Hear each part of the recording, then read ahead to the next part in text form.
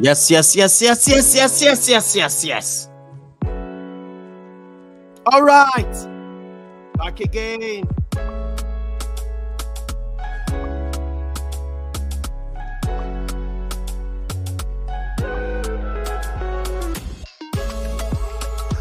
All right, let me tell you something. It's all about international break. I'm telling you people. It is what it is. I must confess, I don't really like international break, but all the same, it's all about sports. We're still going to talk sport. We're still going to vibes. Back again, people. Smash the like on the video. It's getting set. I'm telling you, the dawn is in the building. Thank God it's Friday once again. Anywhere you're watching from, this is Intercontinental Sport TV. All right. It's all about international break, people. And I always tell you, I'm not always here on the studio. Always with my crew. Fantastic people. Brothers, sister from another mother. This is how we do it. This is how we roll. Join us. Smash the like on the video. Subscribe to the channel. I'm going to use this medium also to say big up to all our followers anywhere you are in the whole wide world. We're still going to talk about sports. I have in the studio there already. Let me welcome this great gentleman, Robbie. Robbie, you're live. What's going on, bro? You're live. Talk to me. Good.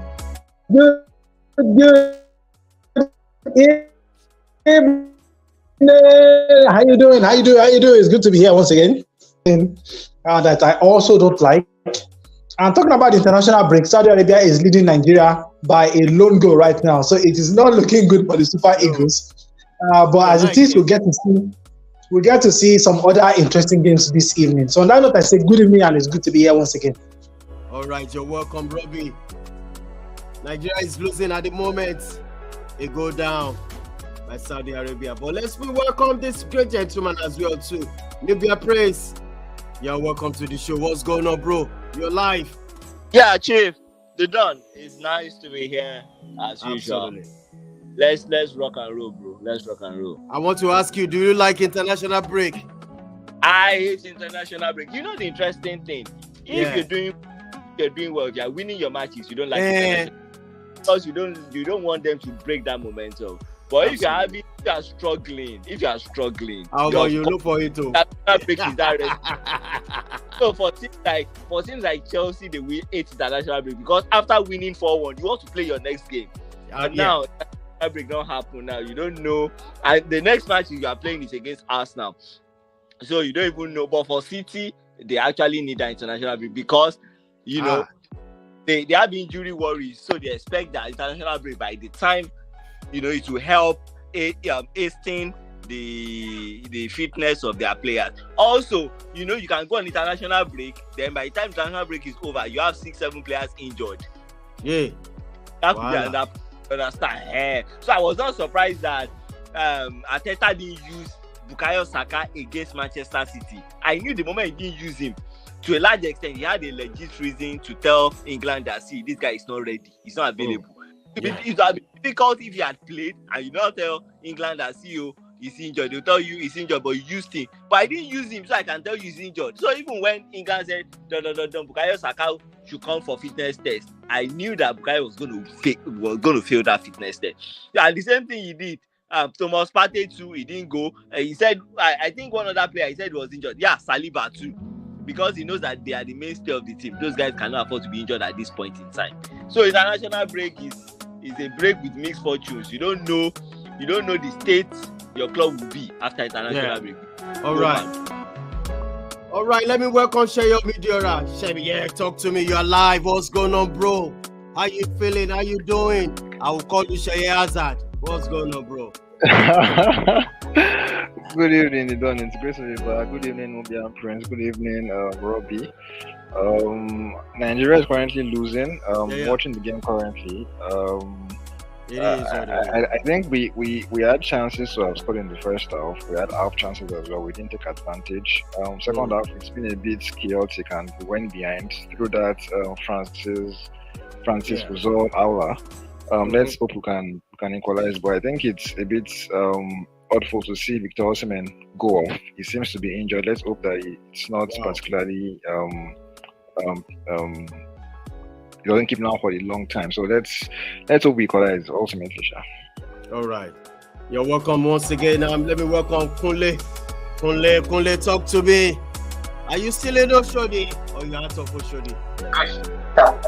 Good evening, Don. It's great to be back on the show once again. Yes, I'm in Oshodi at the moment. It's a very good Friday evening. Well, Nigeria is losing at the moment, and let me say I'm not surprised because Saudi Arabia is not I won't say Saudi Arabia is a small team. You know, let's not forget that they are the team that beats Argentina. We just equalized. We just equalized. Oh, wonderful! Oh, that's wonderful. But it's the international break, and like you would say, it is what it is. But this week will pass and we'll be back again next weekend and we're about to go. So let's enjoy the international break as much as we can. All right, let me welcome this lady as well too. Margaret, you are live. What's going on? Margaret, can you hear me loud and clear? Yes, the Don, I can hear you loud and clear. All right. Good evening, the Don. Good evening, guys in the studio. Good evening, Nigeria, Africa, the world, wherever you're watching us from. Yes, so it's good to be back here. I've actually missed. Like, did you know what happened? I was thinking I'm in another show, if not for our logo. Because everything actually changed. The studio, wow, big up, man, big up, serious. All right, so it's good to be. It's going to be a great weekend. Yes, absolutely. You're welcome to the show. Please let me tell our viewers. This is ISTV, Intercontinental Sport TV. Please smash the like on the video, subscribe to our channel if you haven't. So let's get straight into the Don, I don't trust Margaret. I don't trust her. I feel she has become an infidel. She has become an infidel like one person like that. I had that feeling. She has left United. She's no longer a true United. I don't trust her. No. Okay. Kule, I'm going to bust your brain. Let me bust your bubble right now. Do you know what happened? All this while I didn't come. I've actually been doing a prayer. I've been on the mountain. But watch United after the international break. You're going to see a different Manchester United. I am still a United anytime, any day. I'm not be Robbie. I don't go anywhere. I'm you for life. All right, let's get straight into the business. I'm telling you. All right, big up, nice view, the dawn, hand picking, waving. All right, thank you so much, Gary. All right, I'm gonna say this, people. Let's go straight into the business. Quick debate for today on Friday. Let's do this once again. I'm telling you, I'm going to tell you about these three people. The first picture right there on the left, starting from the left. What's the name of that person? Sir, yeah. Sekule, what's the name of that first picture you're seeing on your left screen? What's the name of that guy? The first person that I can see is Samuel Eto'o. Okay. That's the first person I can see. Okay. I don't know the other. I don't know the other people, but Samuel Eto'o is the number one person I can see on that list. All right. Then maybe after Samuel Eto'o, I think I think maybe I can see Fernando Torres to my left, right. and I can see Sergio Aguero to my right. Yeah. All right. All right, let's go for it. The quick debate. Anywhere you're watching from, I'm telling you can join us. Just tell us your ranking. Is it the number one, number two, Samuel Eto'o, Aguero, and Fernando Torres? There. Welcoming this great gentleman all the way from New Jersey. I rate you are joining us today. Is it because of Fernando Torres? You're welcome to the show. Yeah, good evening, everyone. Yeah, Good you're to be welcome. here. All right, you want to start ranking these people first, second, third. I'm going to start with you. I rate the quick debate for today. I have Fernando Torres, I have Eto'o, and also have Kun Aguero. I tell you, these are great people. Great top scorer right there. So, I rate, what's your view? What's your rank? First, second, third for me. And why? I mean, undoubtedly, I think Eto'o has to be number one because, I mean, it's achievements, creativity, versatility, longevity, name it. He had everything. He was a complete striker in his peak. And everywhere he went to, right from Cameroon to Mallorca to Barcelona, Inter, he won trophies and he scored bundles of goals. So, I tell you, for me, Eto'o has to be number one. Yeah. It's a tight call between Aguero and Torres because Torres at his peak, I mean, we didn't see him at his peak for a very long time. Aguero had more longevity than Torres, but Torres, you know, is a World Cup winner. He also won 2 European Championships and very clinical. I would say more clinical than Aguero during his prime. But it's a tough one, but I think I'll have to go for Aguero second. And, you know, Torres, his career dovetailed when he moved to Chelsea and also a loss of form and injuries as well. So that's why I'll go for Aguero second and Torres third. Oh my goodness, I can't believe it. I swear that I can't believe it. All right, that's Irate for you. That's his ranking. Eto'o first, Kun Aguero second, and Fernando Torres third.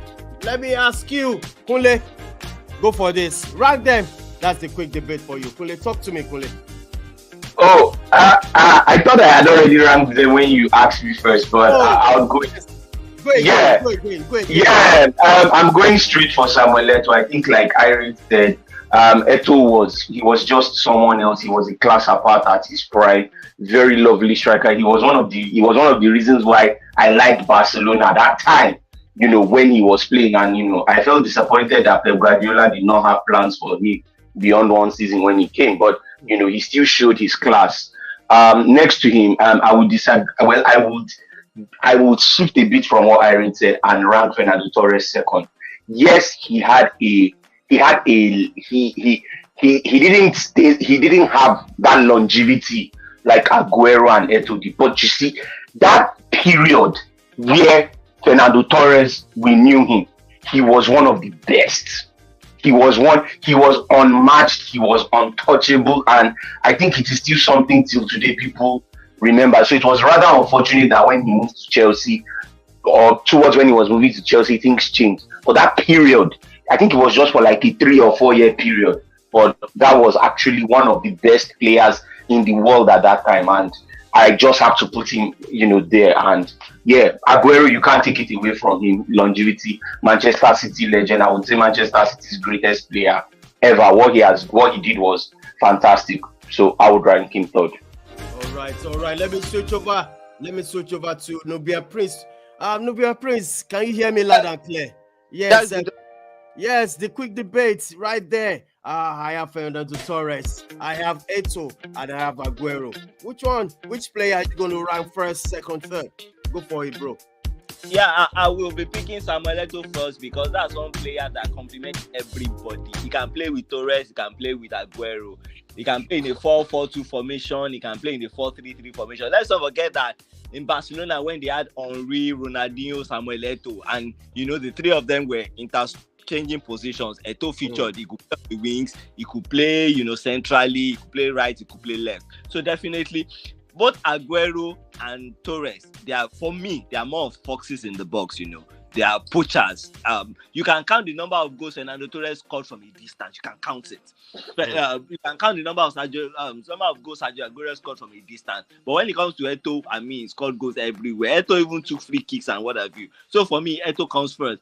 Between Sergio Aguero and Fernando Torres, I would say Sergio Aguero for me because, you know, he played at Valencia. No, was it Valencia now? Yes, he played at Valencia. Was it Valencia? Atletico Madrid.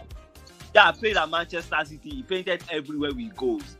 Everywhere Aguero has played, he has, you know, painted everywhere with goals. But when you look at Fernando Torres, yes, he did very well at Atletico Madrid, did pretty well at Liverpool, but Chelsea was a no. The only highlight of his Chelsea career was that he had a horrible miss, and then he scored against Barcelona. That was all.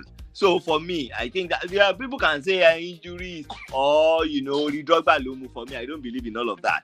As far as I'm concerned, his Chelsea career was a flop, and you can't say that of Sergio Aguero. Even though you can also argue for Torres that Torres did pretty well with the Spanish national team. He won the World Cup and he won the Euros. For Aguero, I think the only thing he won was Copa America. Yes, in the twilight of his career. But I'm going to pick Ronaldo first, Sergio Aguero, then Torres. Torres, all right. Thank you so much. They said Nigeria scored 2 goals. Sheye, am I right? Sheye, can you hear me? Yes, done. Yeah, yes, 2-0. I mean, 2-1 now. 2-1. All right, scored the goals. The 2 goals scored by who? Well, the equalizer was by Victor Boniface, his first goal for Nigeria, and then Nigeria scored a brilliant second goal for Super Eagles. All right, big up. That's 2-1 leading Saudi Arabia. Now, quick debates to you, Sheye, again. Sheye, let me get back to you. Rank this great gentleman. I'm telling you, I have Fernando Torres, I have Eto'o, and I have Aguero. Rank them 1, first, second, and third. Go for it, bro. Yeah, I'll pick Samuel Eto'o as number 1. I think that's without doubt. He had a hand in 2 treble-winning sides in consecutive seasons. And he was able to play in different positions, playing in different roles. We saw him. Well, it wasn't this period of Barca in that treble-winning season, but it was obviously one of the leading players in that side, alongside Messi and Thierry Henry. The next season, he mostly played second fiddle to Diego Milito and Wesley Sneijder, but we saw him play wide right for Inter, but it was still fairly impressive. So Eto'o in number 1. I think number 2, as everyone has said, it's largely debatable, but I'll go for Aguero due to his longevity, and then Torres in 3rd place. All right, thank you so much. Can you talk to me, Margaret, about this great gentleman? I'm talking about Fernando Torres, Eto'o, and Aguero. Margaret, rate them. Let me hear you. Yes. Hey. Yes, so these 3 men. Number 1 for me, Odogu. Odogu of Cameroon. Yeah. The number 1, the Odogu of all Odogus. Samuel Eto'o. Anytime. You see this guy, is it in his playing time? Do you need, is it a winger that you need? Call on him. Right back, call on him. He is there. Is it physicality? Is strength, dribble? To me, I think he was a complete player during his time. Man, he was great. And even if you look at all the clubs he has played for, even right to Everton, he has scored fantastic goals, great goals. He is that Mr. Reliable. He is that man you can actually have that confidence that, yes, at least my team will win because he is there. Samuel Eto'o is there. He did well back-to-back Champions League with Barcelona and Inter Milan. And not just that, he went to Chelsea even when he was not in he was way past his prime. But during his time at Chelsea, in just that one season, was able to score at least half of the goal that Fernando Torres scored in his 5 or 4 season at Chelsea. Half of those goals he was able to score in just one season. That's to tell you how great and how powerful he was as a player. And then number 2, man, you see 2012, I would never forget Aguero. I tell you, that Aguero still breaks my heart till now. Yeah, it still breaks my heart. Man, I will never forget that. In as much as he played for Man City then, and then United and City, noisy neighbor like Sir Alex would call them. But I actually love him. I would rank him above Fernando Torres because even when you look at his career, when you look at his scoring chart and all of that, he has been so impressive in his goals. He is always there. He's always there. He knows the right positioning to score goals. He know how to position himself. Not just that, he creates goals also. He is that man that when he's in that team, you get scared. Whenever you see City's lineup and then you see Aguero, you're like, oh no, not again. But I'm telling you, but so he's fantastic, was fantastic, even though for right up to the time he retired because of that sickness. But man, he is my number 2. Then number 3. Torres, number 3.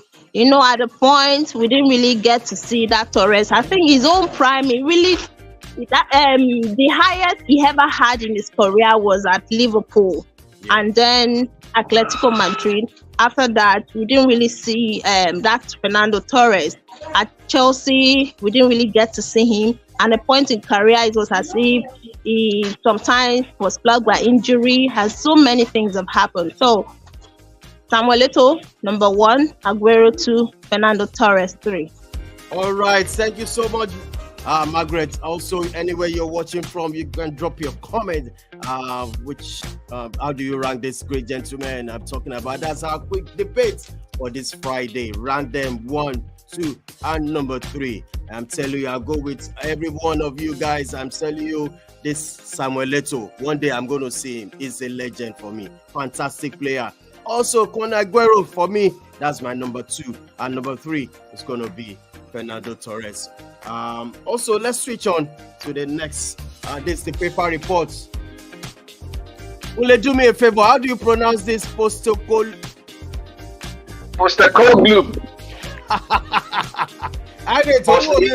It's pretty straightforward. Postecoglou.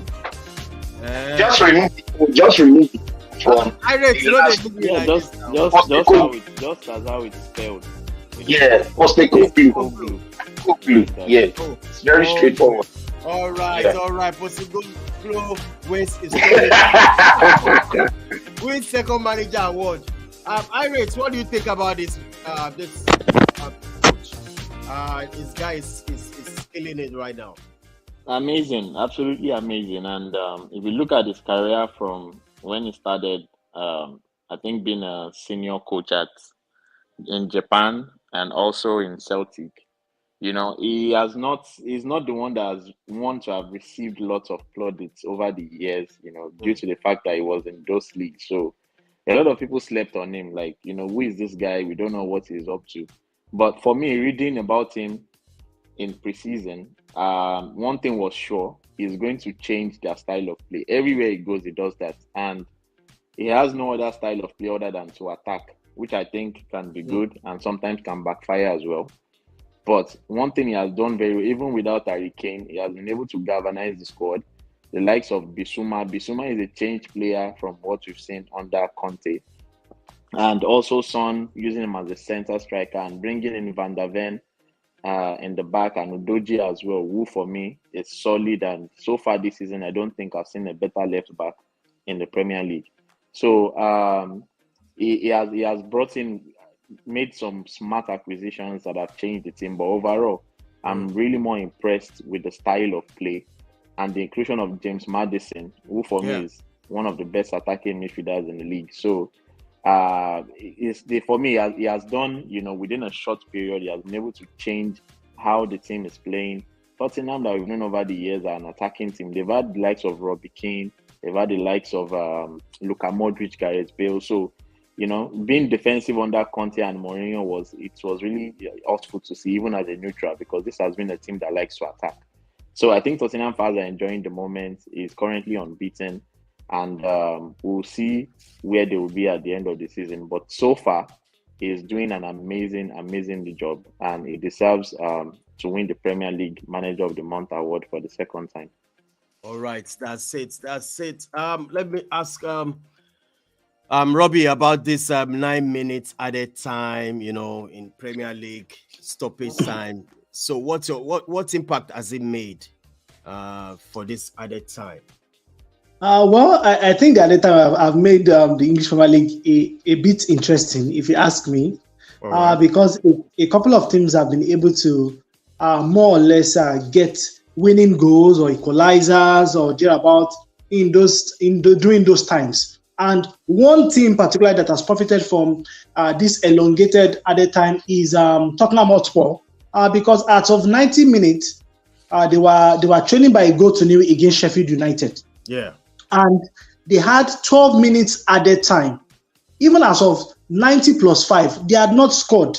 So it just tells you how much of a blessing it is. And it can also be a terrible thing as well, because we saw teams like United lose to Arsenal in added time, as well as also just last week before the international break, we saw United also beat Brentford in added time. So I think what the authorities are trying to do right now is to make sure that every minute of the 90 minutes is accounted for, so that no team comes to waste time via any form of theatrics or injuries or changes and so on and so forth. So they are trying to make sure that at least, since football is 90 minutes, the team should come and play the 90 minutes and they can be on their merry way back to wherever it is they are coming from. So far so good. I think we've seen the positives, we've seen the dramas that comes with elongated added time, but also it can also come back to bite a team, that is if things do not go their way.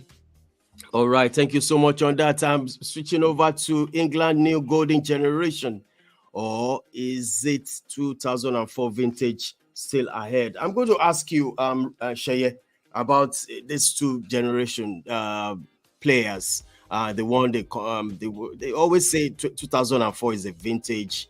Do you see this new crop of English players at the moment more better than the 2004, in your own opinion, Sheye? Well, I think the current England side, for one, they are likable. I think that's one thing to point out. Unlike the older sets, where I think at times they divided opinion with some of their off-field antics. But the current group, they are likable. They are, in my opinion, slightly, maybe it's arguable, slightly more talented. But I think the major issue with the previous England side was they just couldn't find a way to fit in Lampard and Gerrard. At first, it was Lampard, Gerrard, and Scholes, where I think one of them had to play out wide, and it happened even when it was just Lampard and Gerrard there. The simple thing, and I found it weird at the time, the simple thing would have been to just play a 4-3-3, probably Michael Carrick as the DM, with Gerrard and Lampard either side. I think they would have gotten so much out of that particular side, but they were wedded to playing in 4-4-2, and I think it backfired against the better sides. This current side, I think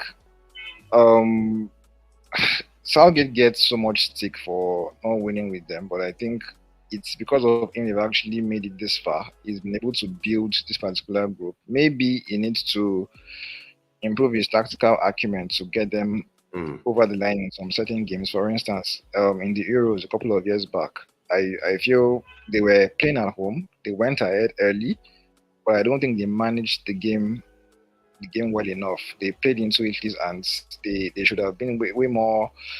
They should have been smarter with how they used the ball. They lost the ball in several instances. They should have killed any kind of intensity or any kind of hope that Italy had, but they could not do that. So I think they need to be way more smarter. But I think in terms of talent across the pitch, this side, arguably, in my opinion, are slightly ahead of a previous side. All right. Ari, do you have any addition to this, or it's cool? Yeah, I think Sheye said it all, honestly. Their major problem then was how to fit in Gerrard and Lampard and Scholes in the midfield. And I remember Scholes having ended up playing left wing, and Beckham right, and then Gerrard and Lampard central, which there is no balance at all in that midfield. And like you said, I mean, I wouldn't blame Eriksen because 4-2-3-1 wasn't a thing then. I mean, not really. Mourinho just came to the Premier League that season and he played it. But Eriksen was definitely old school. He just wanted to go with the traditional 4-4-2. So I think that didn't help England, despite all of the stars they had. You know, they couldn't put a team together to win any of the tournaments they played during that time. But the current crop, I think they are more focused. Like Sheye said, they are barely any off the field antics. amongst them in the squad. And on the areas of the pitch, like for me, goalkeeper to even forward, though you could argue they had Owen and Rooney, but now they are more diverse. They have Foden, they have Saka, they have Grealish, Rashford. So many options up front. Harry Kane. But one area where the 2004 team was clearly better than the current crop is in the back line. They had Gary Neville, they had Terry, they had Ferdinand, they had Sol Campbell, they had Ashley Cole, who was undoubtedly the best left back in the world at that time. So that back line for me trumps, whatever they can put out now in the current back line. So, but for me, I think this current crop, they've also made a semi-final, a final, quarterfinals in the last World Cup. I think they are doing very well. Southgate really needs a win on the CV to be considered, that this golden generation didn't go to waste. I mean, Bellingham also is playing at the top right now, top level. So, but I think both teams, you can make a case for both of them, like I said. All right. I'm ready. One comment there. It's very funny. All right, Kunle, let's switch on to Harry Maguire. He says criticism affects families and friends more than me. Kunle, Maguire don't start again. No. Anytime this guy promotes in our story, media will just be all over this guy. He has started again. Wait till we go do now. I think the truth is, he's not wrong, really. He's innocent. No. I think what he said is not wrong. Okay, because I think Maguire has been able to build. Honestly, if I tell you that I think Maguire is should be probably the toughest player mentally. I'm being serious because I haven't seen a player who has been through so much ridicule, so much mockery, that can still be a regular for the national team.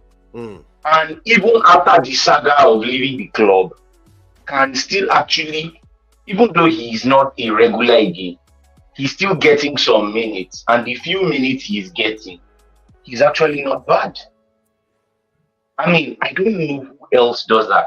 So the truth is, as far as criticism is concerned, I think Maguire has this thing handled. But maybe where there will now be issues are, yes, like he said, family, friends. Because we remember there was a time when they wanted to attack his house. Maybe there was a threat to go and maybe bomb his house or something. Obviously, that wouldn't put his family safe. So obviously, maybe his wife, his partner, and his children wouldn't feel safe around such. You understand? But for someone like him, I think he has built the mental fortitude to deal with these things. So he's very correct in what he said. I mean, he just even released a statement where he said something about that United's win percentage or something has improved when he played and all. I think it is actually true. Now, he is talking about ever since he lost the captaincy, not before the captaincy under Ten Hag, and it is true. So I think maybe taking the captaincy off Maguire has taken that big responsibility off him. And I think we've actually seen that he is a little bit more composed now. I mean, in United's last game against Brentford, it was him and Evans, if I am not mistaken. And the two of them they were actually quite good, even though Brentford scored first. Even though Brentford scored first and looked like they were going to win, you couldn't point or fault, the goal or the defensive this thing to Maguire and Evans. Rather, it was maybe the likes of Casemiro who had to go off. You understand? So I think Maguire has actually maybe he has become a changed player by virtue of the captaincy being removed from him and being a bit part player. Maybe that is what we need to do. Yeah, maybe that's what is helping him. Maybe that captaincy was too much for him to handle. We are talking about Brentford here. Brentford. Yeah, but this is the same Brentford that beat Manchester City home and away last season. This same Brentford even went beat Liverpool, beat Chelsea. I mean, this Brentford has a record. I think they beat Arsenal, their first match when they got promoted. So Brentford is not a small team. Don't forget that this same Brentford too beat United 4-0 last season. Don't forget that. So Brentford is not a small team. They are not. All right. Let's move on because of our time. I think this guy said he's back to Premier League. Okay, Premier League return is the goal. Nubian Prince, Rooney is coming back to, his dream is to play in the Premier League. Do you see Rooney achieving this dream? To manage in the Premier League, you mean? I think they've called him at Birmingham or something. Yeah, he's been hired by Birmingham as their new manager. He got 6 on the log at the moment. So do you think Rooney can actually? The more the merrier. I actually look forward to having Rooney, a former Premier League player, managing the Premier League. We've seen Lampard, we've seen Arteta, we saw Gerrard before he was fired. We saw Solskjaer. It would be nice to have It would be nice to have Wayne Rooney, join who? United or waiting? No. if he brings Birmingham to the Premier League, why not? Company is doing Burnley. Company brought Burnley to the Premiership and is with them. So I think they're going to sack this guy. Vincent Kompany. Yeah, it's no result. Funny enough, they are playing well. I think it's the end product for me. So I think if he's able to get maybe a bit part player in a decent club who is willing, we can get on loan. Who can finish all those chances? I think he would do well. I think he might not. Of course, I don't expect him to finish mid-table, but I am not looking beyond maybe 16, 17, 15. He could finish in that line because the honest truth is the foundation is there. He's playing good football. He's creating chances. He's just finishing off. And for me, yes, as hard as that is, I think if he can get just the right person, because a lot of games he's lost 2-1, he's lost 1-0, against Man U. Yes, against Chelsea, lost 4-1. Yes, that was pretty. I think that, okay, apart from Chelsea and Spurs, I think that has been the most, comprehensive. Even City wasn't that comprehensive. City beat him 3-0. First game of the season. That wasn't that as comprehensive as, the other losses he's had. And he could have beaten Man U if he had, good strikers that out there. So I think if he's able to get it right, he will survive really. Well, but that's not as worse as Luton Town now. Yeah, absolutely, you're right. Let's move on to this. The final draw has been out. That's Côte d'Ivoire 2023. Am I right? 2024. Robbie. No, 2023. No, it's 2023. Yeah, they are playing it next year because because of COVID. COVID made them shift. It was COVID that made it. So it's 2023. We'll play next year. All right, absolutely. Sorry. I think according to report, what I heard is because of they are trying to avoid the June-July rain, so that is why they have to shift it to January 2024. But it's still going to be AFCON 2023.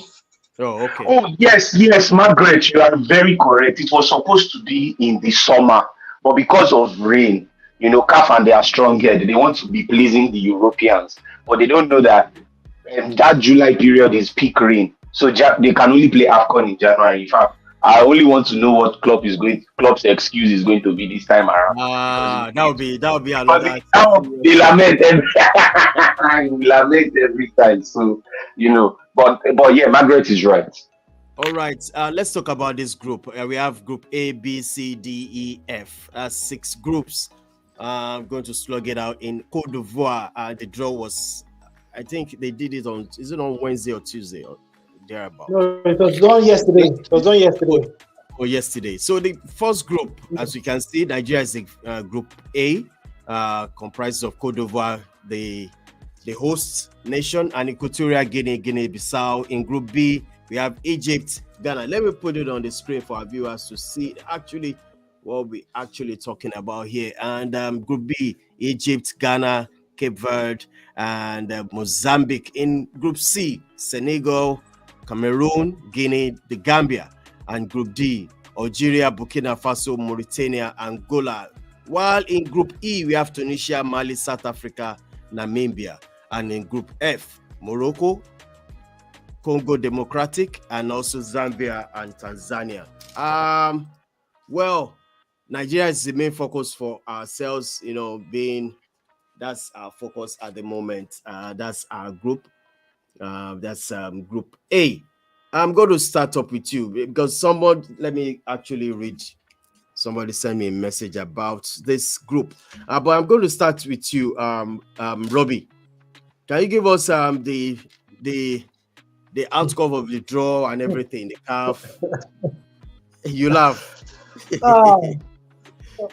Do you know why I'm laughing? I'll tell you why I'm laughing. I am laughing because I had a debate with a couple of friends, and we're talking about this Nigerian team. And somebody said emphatically, Nigeria will win next year's African Cup of Nations. And I asked him, are you serious?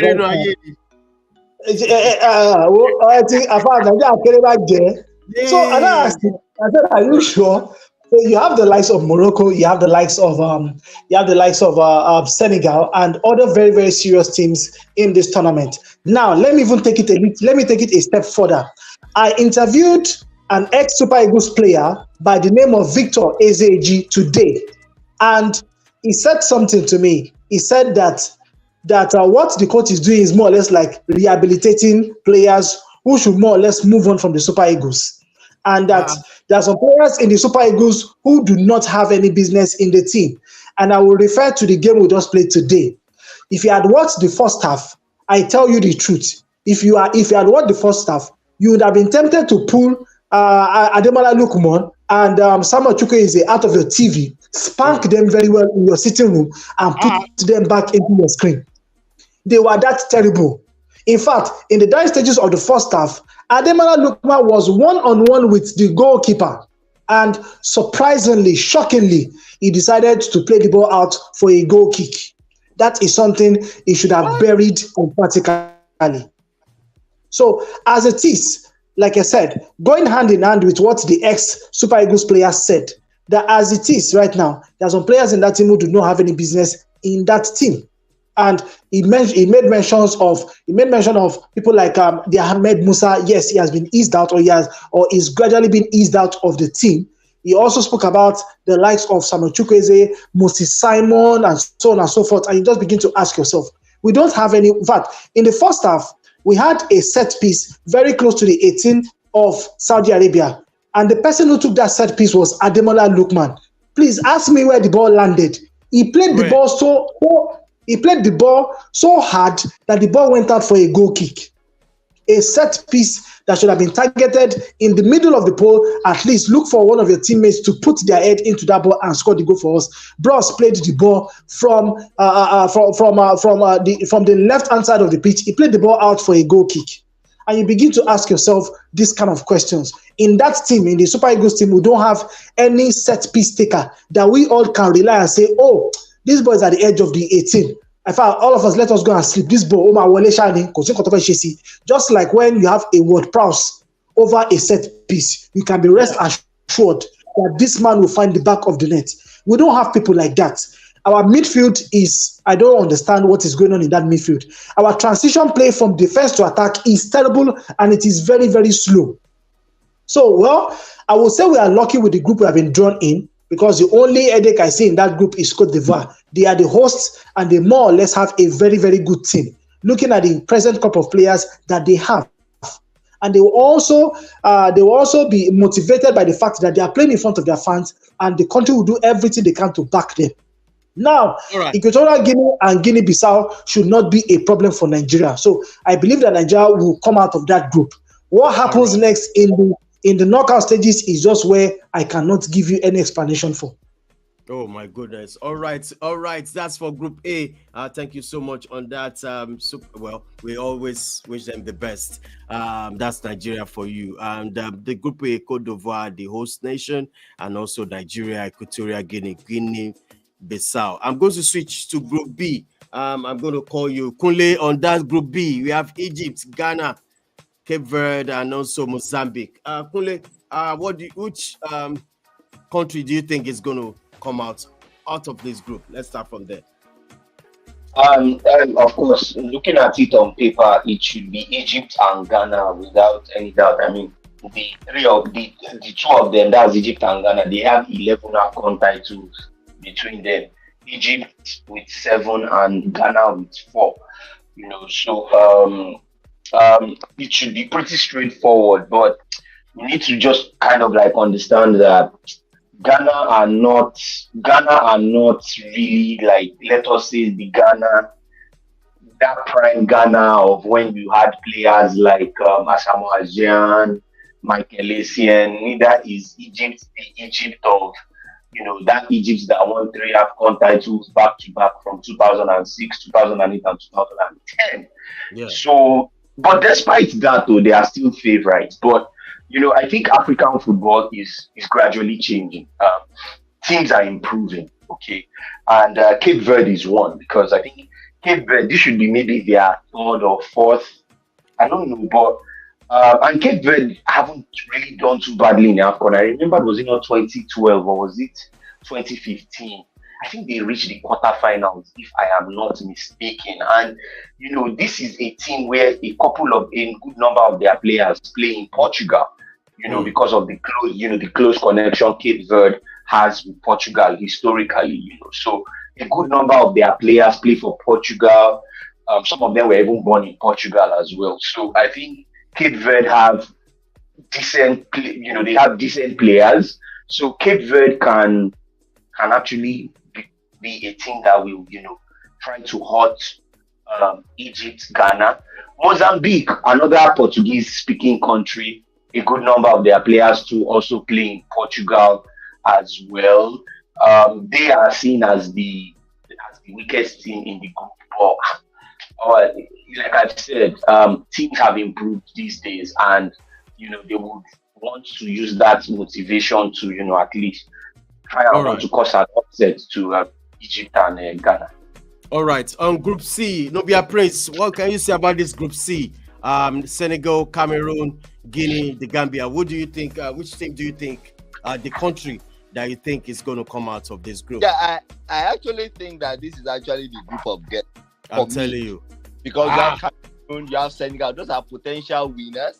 Don't forget that Cameroon had a decent score. They were just unlucky at the World Cup. I think their group wasn't that favorable to them. Maybe if they had found themselves in the group of maybe another African side, perhaps they might around. And Senegal too. We saw what their under 20 did. I think they're very good crop of young players coming up, and even their older guys, players, Edouard Mendy. It might be a basket in Europe, but I think he's a decent.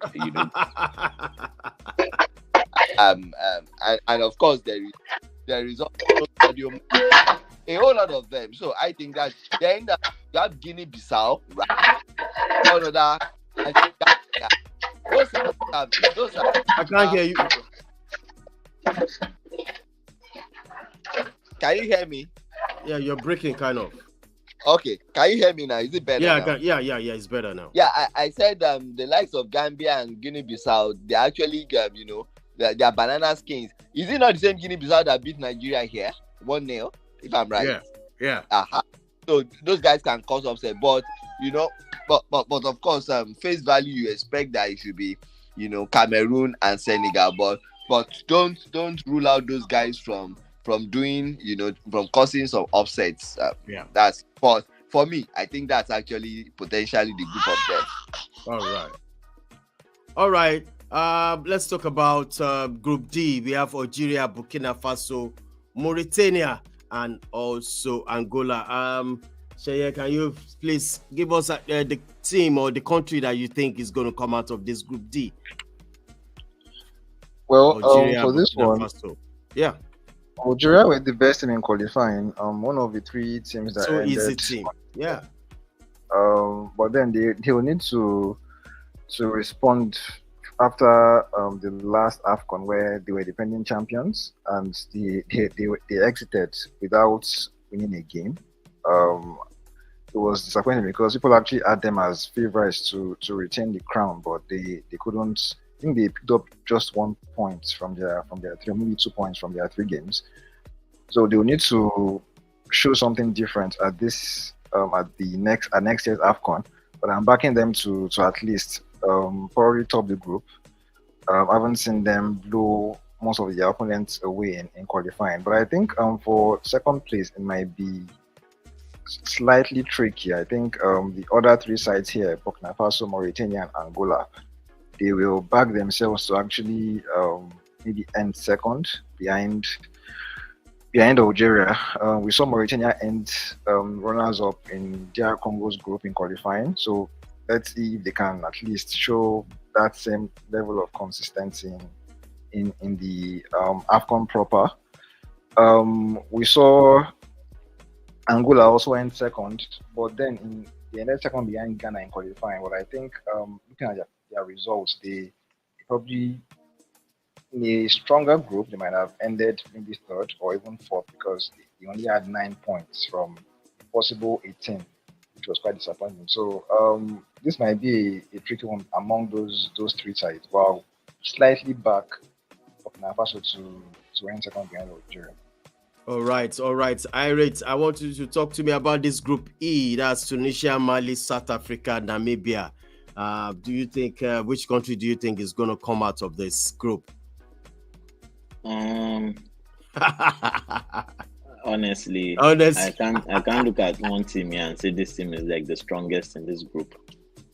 But I would think Mali usually has a decent squad. Tunisia, one way or another, they always find their way out of the group stage, even when they are not playing at their best. I think Tunisia dumped Nigeria out of the last Nations Cup, if I'm correct.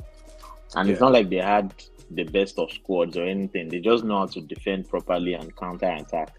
So they're a very good team at doing that. I think Tunisia would qualify from this group. South Africa is more noise than actual play. And I don't think they've been able to put together, or they've ever put together a decent squad in recent times to even go for the AFCON title. They barely come out of the group stage. So Mali, I think Mali are also strong. They have a couple of players around Europe. Really can't remember their names right now, but they are also a decent side that can cause an upset in their day. And Namibia also during the qualification stages put together some good games and good wins. So let's not sleep on them. But if I want to go traditionally by the strength of each teams, I think Tunisia and Mali should qualify from this group. All right, thank you so much. Let me switch over to Margaret. Margaret, we have Group F there: Morocco, DR Congo, Zambia, and Tanzania. Which country do you think is going to come out successfully in this group? I think I lost Margaret there. Kule, Group F. Kule. Yes. Yeah, we have Morocco, Congo, Zambia, and Tanzania. Well, I think this is another very tough group because these are teams that they have talented players. I mean, when you look at DR Congo, there are so many of them. The same thing with Zambia. You have players like Patson Daka, for instance. Yeah. Morocco are the favorite because let's not forget that they broke the jinx of reaching the World Cup semi-finals, which was a record for Africa. Yeah, which was a record for Africa. So, and I think that wave is still riding with them. But you can't take out DR Congo and Zambia because they too are former AFCON champions as well. And Morocco, they have even won AFCON more recently than I think Morocco, because Morocco's own was 1976. Zambia still won the AFCON in 2013. So that was like 10 years ago. So, but of course, Morocco has the better squad. I mean, you can't just put out Zambia and DR Congo. There's Tanzania, Tanzania being the weaker team, but they have some good players like what's his name? Samata is their leading striker. That one, he can score goals against any opposition. But it's really going to be between Morocco, DR Congo, and Zambia. So, if I would even say maybe this group F is even more or less the group of death. Because you really can't say who is going to be the top two. Yes, you can't really say who will be the top two out of those three. because even Morocco are going to be giving a run for their money with Zambia and DR Congo. They really will. So that group is going to be very, very tough and unpredictable. All right. But if I were to pick my choice, I would say Morocco and Zambia would go through if I were to pick my choice. Oh, okay. Thank you so much on that. Before we wrap up the show, Robbie, somebody said I should put you on the spotlight. You should give us the reason because you follow Nigerian League. Question they asked to ask you is this. It said, please talk about the Nigerian referee officiating at the finals. There is no one Nigerian assistant referee on the roster too. And we are the African largest country and the biggest black nation. Can you give us the reason? People want to hear that. Why is no assistant referee? Okay, so let me do that. Let me do that quickly. Nigeria not being on the roster for the AFCON is not about the size of the country or the population of the country. It's about the efficiency of the association. And speaking to a former referee that I am very close to, he said to me, because I asked him one day, I said, how come that most of the North African countries have a large number of officials? And he said to me, he said that, for them, they make it easier for their citizens to enroll for the CAF refereeing courses and what have you, in terms of getting the best or the largest quota in terms of officials who officiate all these games. So first and foremost, in Nigeria, there is an issue as regards officiating in the league, and gradually, let me say the narrative is changing. Unlike about 4 or 5 seasons ago when officiating were terrible, but right now, because of how they are trying to reposition the NPFL, officials are also being put in the spotlight. And I will give you a case, like a couple of that was last season. A couple of referees misbehaved or did not handle some NPFL matches very well. They were sanctioned by the NPFL board.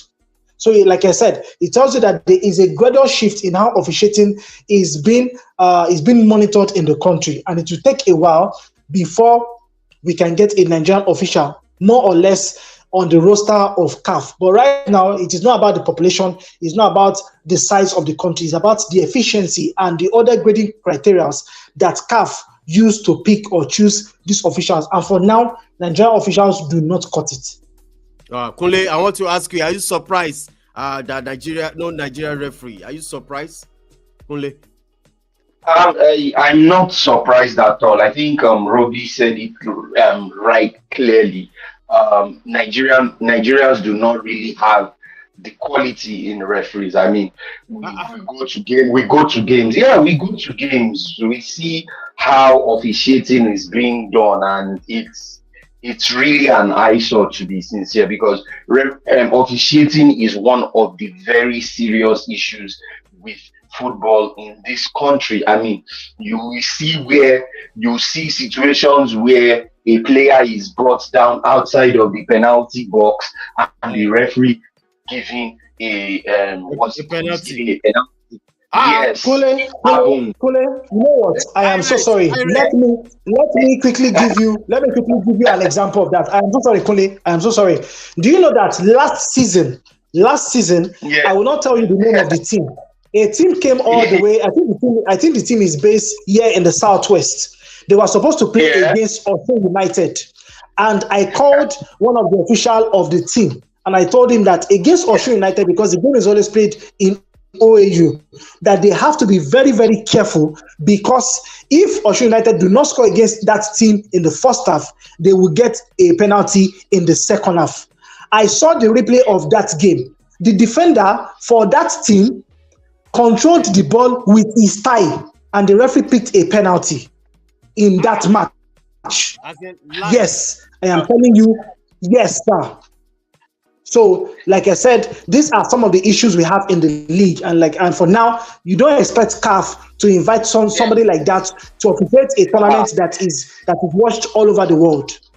Absolutely, it will even be a stain. It will be a big stain on Nigeria, to be sincere. So it's good. it's good that CAF did not even pick anyone because they will just be using Nigerians referees to laugh across Africa. That's what So I want it's to good. ask Irate, are you surprised the officiating of Nigerian league, and also we are not part of the officiating in the next Nations Cup? Are you surprised? I would say I'm not surprised, honestly. I mean, with all Kunle and Robbie have said, wow. If you look at what's going on in the league, you know, there's large-scale corruption that I'm sure will still be unveiled, and I'm sure has been going over the years. I mean, for me, the only MPFL game I've watched live, and I won't forget, was Shooting Stars against Enyimba at Salami Stadium.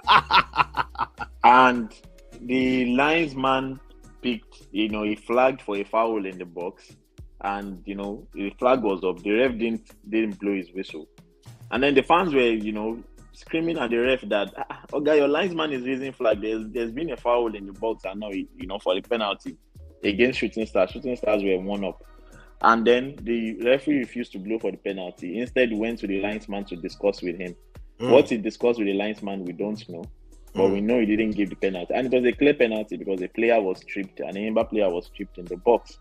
So these are the issues, right? Like, the level of trust and, you know, level of competence in Nigerian referees right now is very, very low based on what we see in the league. So I'm really not surprised that Nigerian refs have not been picked for this tournament.